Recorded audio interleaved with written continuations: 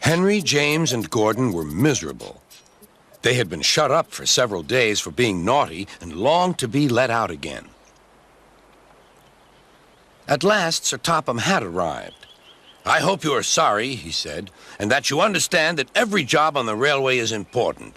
We have a new tank engine called Percy, who helps pull coaches, and Thomas and Edward have worked the main line nicely. But I will let you out now if you promise to work hard." "Yes, sir," said the three engines, "we will." "That's good, but please remember that this no shunting nonsense must stop." Sir Topham Hatt then told Percy, Edward, and Thomas that they could go and play on the branch line for a few days. And they ran off happily to find Annie and Clarabelle at the junction. The two coaches were very pleased to see Thomas again. Edward and Percy played with the freight cars. "Stop, stop, stop," screamed the cars as they were pushed into their proper sidings. But the two engines laughed and went on shunting till the cars were tidily arranged.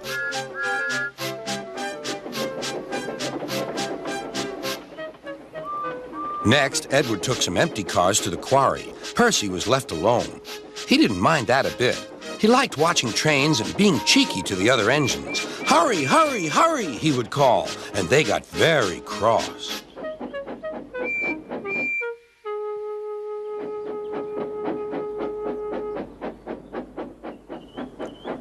After a great deal of shunting, Percy was waiting for the signalman to set the switch so he could get back to the yard.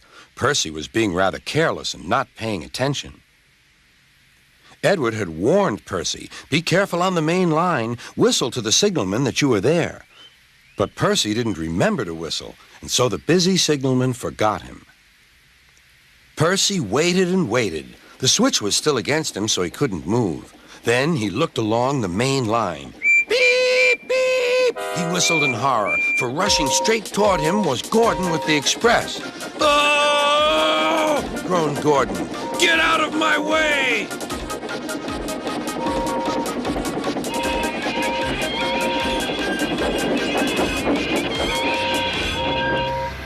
Percy opened his eyes. Gordon had stopped with Percy's buffers just a few inches from his own. But Percy had begun to move. "I won't stay here. I'll run away," he puffed.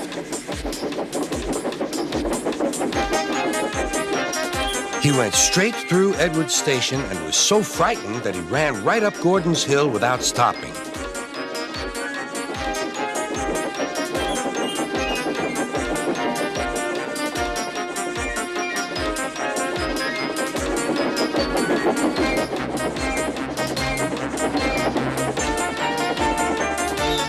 After that, he was tired, but he couldn't stop. He had no driver to shut off steam and apply the brakes. "I want to stop! I want to stop!" he puffed.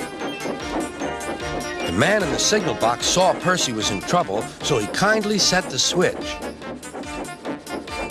Percy puffed wearily onto a nice empty siding, ending in a big bank of earth. He was too tired now to care where he went. "I want to stop! I want to stop!" "I have stopped," he puffed thankfully. "Never mind, Percy," said the workmen as they dug him out. "You shall have a drink and some coal, and then you'll feel better."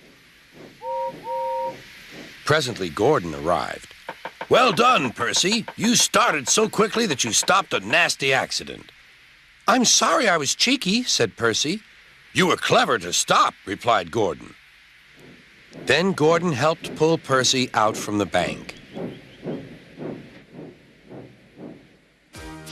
The two engines are now good friends, but Percy is always most careful when he goes out on the main line.